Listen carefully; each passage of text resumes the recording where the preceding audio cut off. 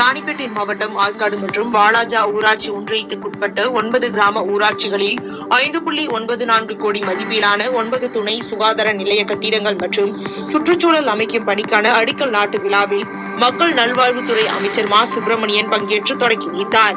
இந்த நிகழ்ச்சியில் கைத்தறி மற்றும் துணிநூல் துறை அமைச்சர் ஆர் காந்தி, மாவட்ட ஆட்சித்தலைவர் சந்திரகலா உள்ளிட்டோர் கலந்து கொண்டனர். தொடர்ந்து செய்தியாளர்களுக்கு பேட்டியளித்த அமைச்சர் மா சுப்பிரமணியன் 2026ஆம் ஆண்டு காலியாகும் பணிக்கான ஆணையையும் கவுன்சிலிங் நடத்தப்பட்டு அதில் அவரவர் விருப்பத்திற்கு ஏற்றபடி பணியாணை வழங்கப்படும் என தெரிவித்தார்.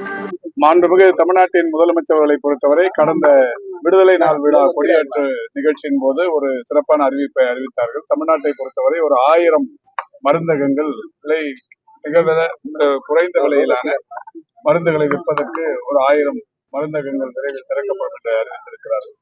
அந்த வகையில் தமிழ்நாடு ஏற்கனவே இது போன்ற காரியங்களை செய்திருக்கிறது. இன்றைக்கு ஒன்றிய அரசின் நிதிநிலை அறிக்கையின் வரிவிலக்கு என்பது இப்ப அமைச்சர் பேசும்போது கூட சொன்னது 2553 மருத்துவர்களுக்கான தேர்வு முடிவுற்று நம்ம ஓரிரு நாட்களில் அந்த அவர்களுக்குரிய மதிப்பெண்கள் வெளியிடப்படவிருக்கிறது.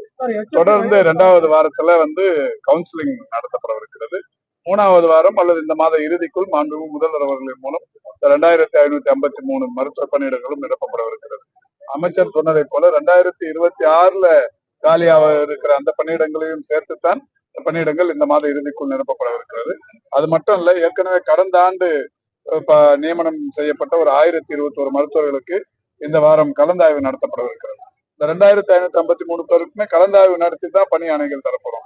இந்தியாவிலேயே முதல் பணியிடத்துக்கு, அதாவது புதிய பணியிடங்களுக்கு வருபவர்களுக்கு கலந்தாய்வு நடத்தப்பட்டு அவரவருடைய விருப்பத்திற்கு ஏற்ப பணியிடங்கள் என்பது வெளிப்படை தன்மையோடு நடைபெற்றுக் கொண்டிருக்கிற ஒரு மிக சிறப்பான நிகழ்வு. அது நடைபெறவிருக்கிறது.